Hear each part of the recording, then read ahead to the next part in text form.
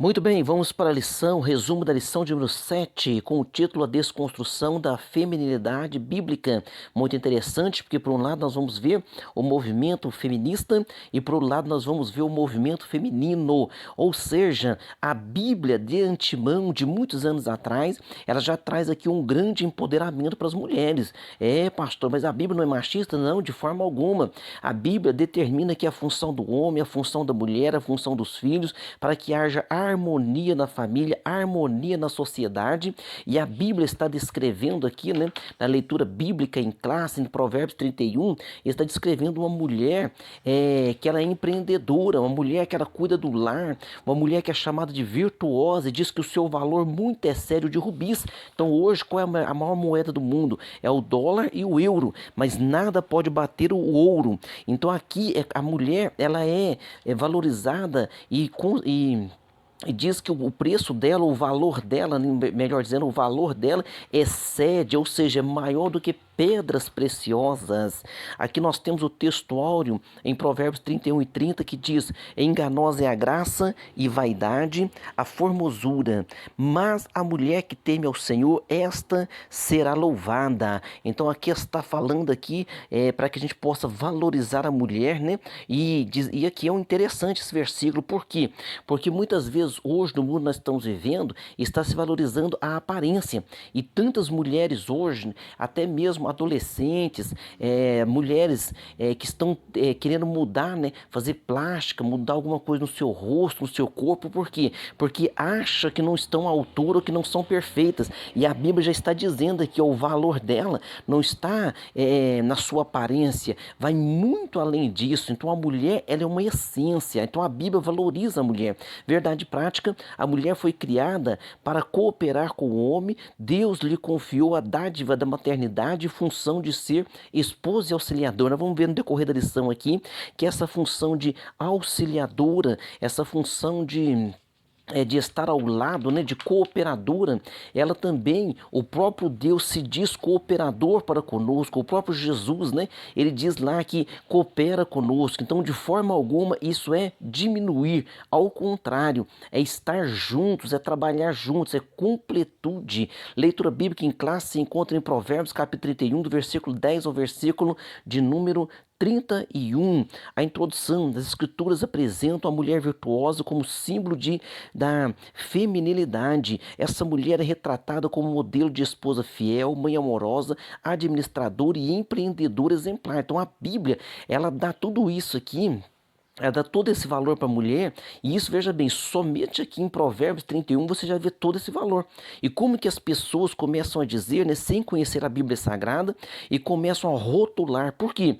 Porque há um movimento para que a Bíblia Sagrada ela seja diminuída, e ao contrário, é a nossa única bússola, é o nosso único norte, é a palavra de Deus. Não estou falando de placa de igreja, não estou falando de religiosidade, estou falando da palavra de Deus que nos orienta para a salvação e nos aponta o único e o suficiente Salvador para as nossas vidas, que é o Senhor e Salvador Jesus Cristo. Na parte primeira aqui da nossa lição, nós temos o título Feminilidade Bíblica, no item 1, a criação divina da mulher. O homem e a mulher foram criados à imagem de Deus. Na ordem da criação, Adão foi criado antes de Eva. Em seguida, o Criador conclui. Ele diz assim: não é bom que o homem esteja só. Far-lhe-ei uma adjuntora idônea. Então, o Senhor Deus agora ele faz cair um pesado sono sobre Adão e da sua costela ele forma agora a mulher. E quando ele forma a mulher e apresenta a Adão, Adão então diz: esta será chamada varoa, porquanto do varão foi tomada. E o próprio Adão dá o nome a ela de Eva, porque o nome Eva significa mãe de todos, porque Eva é então agora mãe de todas. E é interessante isso aqui porque há um estudo recente feito, né, sobre o DNA mitocondrial que explica que foram analisados DNA de várias mulheres, né, em diferentes continentes, de diferentes etnias, raças, tribos e nações, e foi encontrado em todas as mulheres que ali prova geneticamente que todas elas vieram de uma única mulher. E esse projeto também é chamado de projeto Eva. Então agora a Bíblia Sagrada já está nos dizendo lá no início, né? E veja bem, Deus não fez acepção nenhuma ali. Como ele criou o homem, ele criou a mulher. Agora são funções diferentes, não são. Às vezes as pessoas entendem errado. Para com Deus não há acepção de pessoas. Agora, se existe alguém fazendo acepção de pessoas, esse alguém que está errado. Não é a Bíblia que faz acepção de pessoas. Ao contrário, a Bíblia dá um valor tão grande ao homem, um valor tão grande à mulher, que Jesus morreu por nós. E veja bem, a mulher tem um valor tão grande na Bíblia que o Criador de todas as coisas, o Deus Todo-Poderoso, ele se diminui ao ponto de, a Bíblia diz que se fez menor que os anjos, se fez, né, nasceu como homem e nasce de onde? Do ventre de uma mulher, da jovem chamada Maria.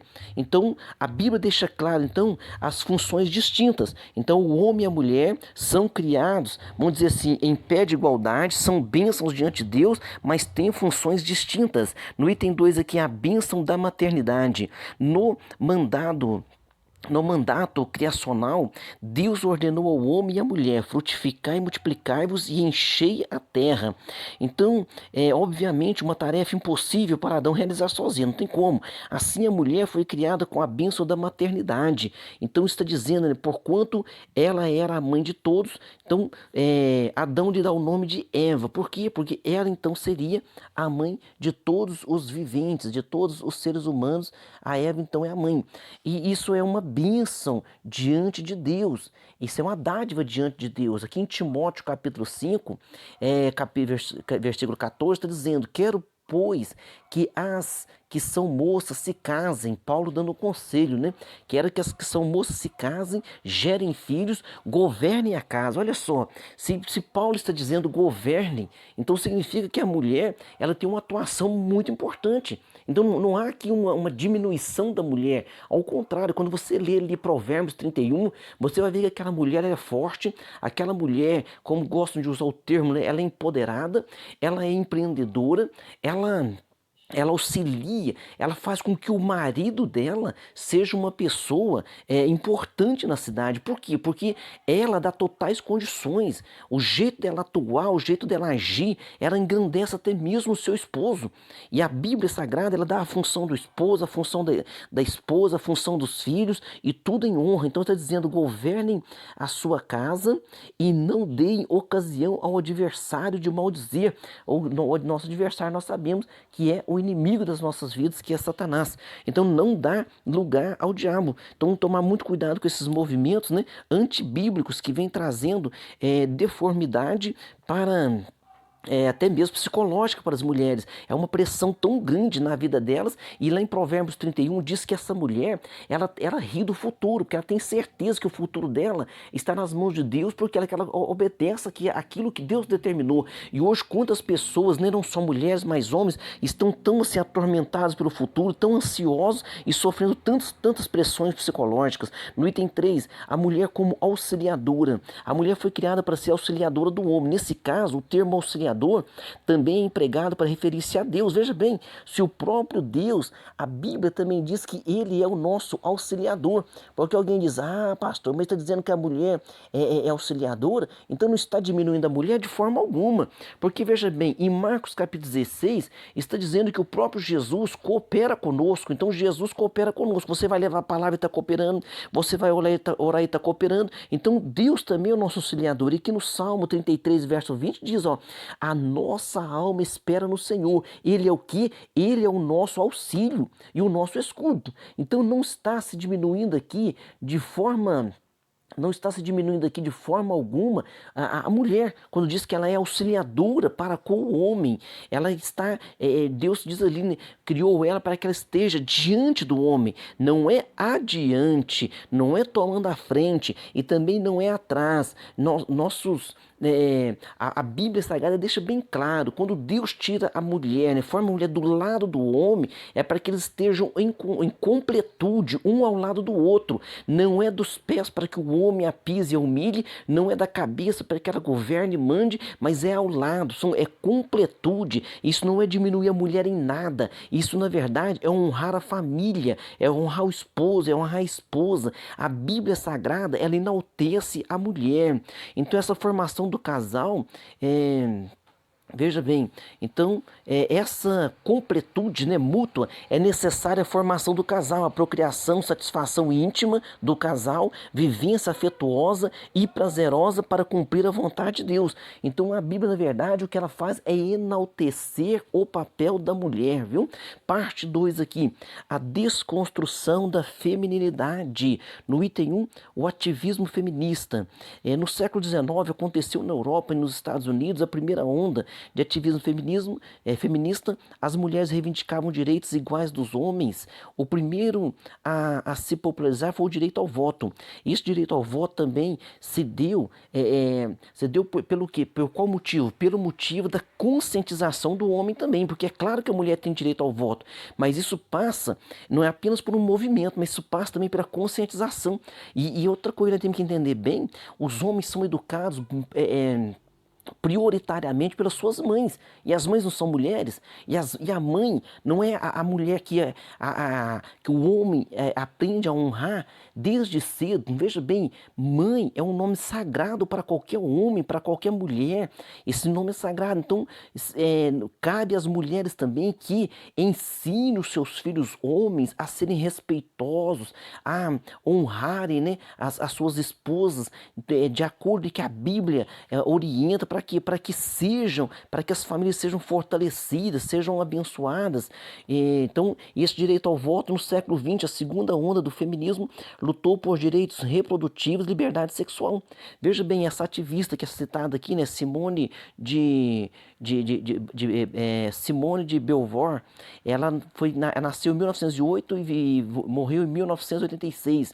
Estabelece uma das máximas, né, uma frase aqui, essa frase estabelecida por ela, diz assim, ó: não se nasce mulher, se torna mulher. Então a frase é totalmente contra a ciência e contra a biologia. Então essa frase é contra a ciência e contra a biologia. Então não se nasce mulher, se torna mulher. Então ela entende que quando alguém nasce com o sexo feminino, na verdade ela não é uma mulher, porque ela é condicionada pela sociedade a ser uma mulher. Parece que ser mulher é ser escrava, nem não é. Não é isso que a Bíblia ensina de forma alguma. Olha as mulheres da Bíblia, como foi importante a esposa de Abraão, Sara, como foi importante a esposa de Isaac, né, Rebeca, como foi importante na vida daqueles homens ali que ajudaram, que orientaram, que estiveram ao lado. Então, isso é a função dada por Deus. Então, essa máxima que não se nasce mulher, se torna mulher, ela é uma máxima é uma frase contra a biologia, contra a ciência. Esse ativismo avança e se amplia para a discussão de gênero, e o movimento se torna, toma conotação de empoderamento, né, de forma errada, é claro, da mulher. Em 2011, a partir do fenômeno da Universidade de Toronto, no Canadá, se introduziu o slogan, olha outro slogan aqui perigoso: meu corpo, minhas regras. Mas pastor, não é uma frase muito simples? Sim, simples, mas desde que o corpo da pessoa eu falo meu corpo, minhas regras. Ou seja, você é dono do seu corpo, tem o livre-arbítrio. Pode até fazer coisa errada com o corpo, porque é uma permissão de Deus, não é a vontade de Deus. Deus não quer que o homem peque. Mas o homem diz: não, eu quero usar droga, eu quero prostituir. Mas daqui a pouco, eu posso fazer o aborto. Mas o aborto não faz mais parte, o bebê não faz mais parte, não é bem o seu corpo, não é uma unha que cresce. O bebê não é uma unha que cresce e você corta. O bebê já é uma outra pessoa. Então fala: meu corpo, minhas regras, eu tenho direito ao aborto. Então, olha o cuidado que nós temos que ter com essas frases. Então, aí entra todo esse movimento. Porém, ao mesmo tempo, devemos deixar claro que o feminismo é uma ideologia que busca desconstruir os valores bíblicos. Meu corpo, minhas regras, Parece uma frase simples, né? Não, pastor, a pessoa não tem direito a fazer o que quiser. Sim. Ah, eu quero cortar minha mão. Que pena, não corte não, mas tirar o bebê da barriga, aí já não é a extensão do corpo, já é uma nova vida. Então, muito cuidado com isso para que a gente possa orientar as pessoas e abençoá-las. Por quê? Porque é muito simples alguém dizer, né? Vai lá, faz um aborto. Mas e a questão psicológica? Traz um caos psicológico sobre a pessoa que só mesmo quem já passou, só mesmo pastores, igual nós que tratamos, né? As pessoas que cuidamos, que ajudamos psicologicamente, sabemos o mal que traz. No item 2, a liberdade sexual. A Bíblia se refere ao sexo como algo prazeroso entre o homem e a mulher nos limites do casamento. A satisfação íntima deve ocorrer dentro do matrimônio. Então essa satisfação íntima, ela deve ocorrer dentro do matrimônio. E o que é que eles têm pregado? Essa liberdade sexual que eles têm pregado, na verdade, se torna o que? Uma libertinagem. Se torna uma libertinagem e a pessoa fica escravo daquilo e daqui a pouco ela não consegue mais se reerguer, ela não consegue mais, né, ter essa completude. E o apóstolo Paulo traz uma orientação lá em 1 Coríntios 7. Ele diz assim, ó, o marido pague à mulher a devida benevolência e da mesma forma, e da mesma sorte, a mulher ao marido. Então, isso aqui é igualdade. Ele está falando, o marido e a mulher tem que comportar assim. A mulher não tem poder sobre o seu próprio corpo. Nossa, pastor, parece uma frase forte, mas está dizendo, mas tem no o marido, e também da mesma maneira o marido não tem poder sobre o seu próprio corpo, mas tem no a mulher. Quer dizer, então pede igualdade. Veja bem, olha como é que Paulo está explicando. Então ele está dando, olha, a mulher tem que ser assim, o homem tem que ser assim, mas tudo aqui impede igualdade. Não vos desfraudeis um ao outro, senão por mútuo consentimento, por algum tempo, para vos aplicardes a oração, e depois ajuntai-vos outra vez, para que Satanás não tente pela vossa incontinência. Aqui está falando sobre a área da intimidade. Então veja bem, não colocou em pé de igualdade. Agora nós temos que tomar cuidado do que? Ao interpretar o texto, entender aquele texto, porque algum homem pode dizer, né? Ah, não, quem tem poder sobre o corpo da minha mulher sou eu, e aquilo ali pode. Ele pode usar essa frase de uma maneira errada e tem a orientação bíblica. Então, da mesma forma que o homem tem poder sobre a mulher tem poder sobre o homem, está falando que pontos de igualdade. E tem que ter o quê? Tem que ter bom senso, tem que ter equilíbrio, e a área e da intimidade foi feita para a satisfação de ambos, para que ambos sejam abençoados, para que ambos, né, nós chamamos isso aí de completude, para que haja essa completude. Então Deus é perfeito em tudo aquilo que Deus tem criado. Tá certo? Essa liberdade sexual a qual está se referindo aqui, nós temos que tomar cuidado. Por quê? Porque na defesa dessa ideologia requer que de nenhum modo, né?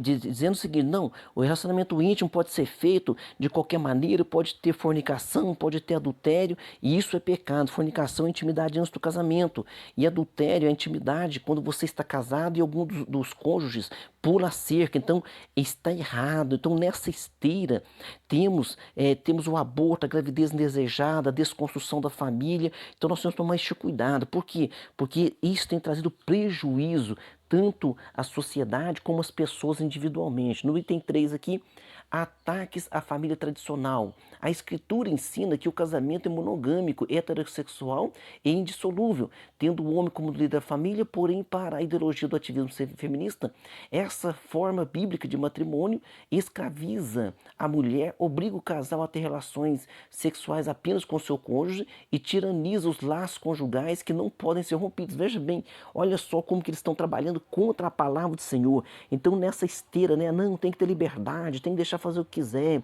Se você está satisfeito com o que você está fazendo, então tá certo. Se você tem alegria nisso, não é dessa forma. Por quê? Porque na verdade não tem alegria naquilo, você está escravizado por aquilo. Então nós temos que tomar esse cuidado e pregarmos a verdade para abençoarmos as pessoas. Então esse é o nosso objetivo, abençoar as pessoas. Então nesse sentido, a visão marxista é de desconstrução da família tradicional, promoção da liberdade sexual, que na verdade é uma escravização e dissolução do matrimônio. E esse conceito exerce forte influência no movimento feminista. Desse modo, o ativismo radical rejeita a maternidade, faz apologia ao aborto, considera ofensivo o papel da mulher como auxiliadora, enaltece a lascívia e engaja-se em uma luta de gênero contra os homens. Então, ou seja, o movimento feminista, ele traz o ensinamento de que há uma competição entre os homens e as mulheres. Não há competição. Tem que dar as mãos um ao outro e haver uma completude. E isso é o que ensina a Bíblia Sagrada. Agora os homens que eu digo no modo geral, homens e mulheres, têm que dar o braço a torcer para que haja essa boa convivência. Ah, pastor, eu sou casado, eu sou cristão, minha esposa é crente, eu sou crente, e nós temos muitas dificuldades. Sim, mas por quê? Observe a palavra do Senhor. Tem que haver aqui o quê? Tem que haver aqui uma total entrega aos princípios bíblicos. Parte 3 e última da lição. Mulher virtuosa, símbolo bíblico de feminilidade. No item 1, modelo de esposa fiel. A mulher virtuosa, ela é de inestimável valor, né? Vale mais do que rubis. Por isso a Bíblia declara que o coração do seu marido está nela confiado. Então ela tem lealdade conjugal, pureza sexual, administração do lar e das finanças, ela é empreendedora. Além disso, o excelente gerenciamento dessa mulher, ela traz o quê? Traz benefício para a sua família. Por isso, nessa casa, nenhuma fazenda faltará. E tudo isso está contido em Provérbios 31. Ela faz bem e não mal à sua família, ao seu esposo. Ela lhe proporciona contínuo bem-estar. Tem uma mulher que, hoje em dia está acontecendo muito isso, né? As mulheres estão com a autoestima baixa, estão se sentindo inferiorizadas. Não nesse sentido aí do homem para com elas, nesse sentido desse movimento mundial de empoderamento da mulher e focando muito na aparência. Então hoje as pessoas, tanto é que as redes sociais hoje cada uma tem o seu filtro especial, né, para que a mulher fique mais bonita. Então tem essa dificuldade e não só as mulheres, as jovens também, as adolescentes, até mesmo crianças já estão sendo afetadas por este mal. No item 2, padrão de mãe amorosa.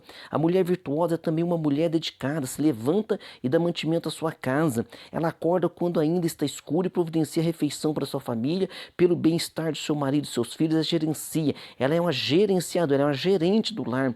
Ela gerencia as diversas tarefas do lar. Então a Bíblia está sempre aqui trazendo o quê? Trazendo um papel de honra para a mulher, a importância verdadeiramente que a mulher tem. Ela é uma mãe protetora, seus filhos estão adequadamente vestidos, tanto no calor como no frio. Está escrito lá em Provérbios 31, não receia a neve por seus familiares, pois todos eles vestem agasalhos. Então ela cuida de todos os detalhes, ela pensa lá longe. Tanto é quando você vai sair, quem é que diz para você, leva guarda-chuva? Não é o pai que fala, leva guarda-chuva. Porque o pai pensava, vai sair, se chover, toma chuva e pronto, agradece a Deus. Não é a mãe que preocupa com isso, porque ela é a gerenciadora, ela tem essa sensibilidade. Então Deus, quando faz o homem, faz a mulher, é uma completude. Então a mulher, ela tem um lado sensível, ela tem uma sensibilidade que o homem não tem. E os dois, por isso, um precisa do outro.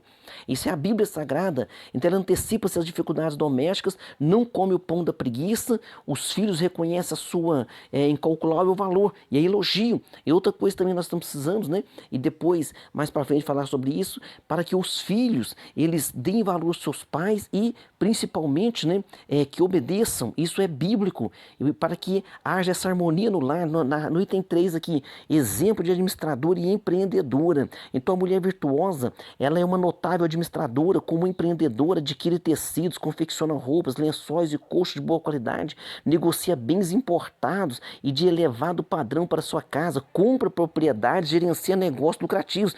Tudo isso está em Provérbios 31, que a mulher virtuosa, ela tem essa capacidade de fazê-lo e Deus auxilia em fazê-lo, tudo isso, né? Generosa, sensível, ajuda os pobres necessitados, cheia de energia e de bom caráter, é autoconfiante em relação ao futuro. Olha só, o que nós estamos vivendo hoje não é isso? Uma apreensão sobre o futuro, como é que vai ser, como é que vai acontecer, mas a mulher virtuosa que teme ao Senhor, Deus a encherá dessa graça. Então que Deus encha você, irmã, que está ouvindo essa palavra, dessa graça, desse poder, dessa autoridade. Então seja uma bênção sobre o seu lar, gerencie o seu lar, abençoe o seu marido, abençoe os seus filhos, em nome de Jesus. Amém? Em conclusão, a Bíblia revela que homens e mulheres se completam.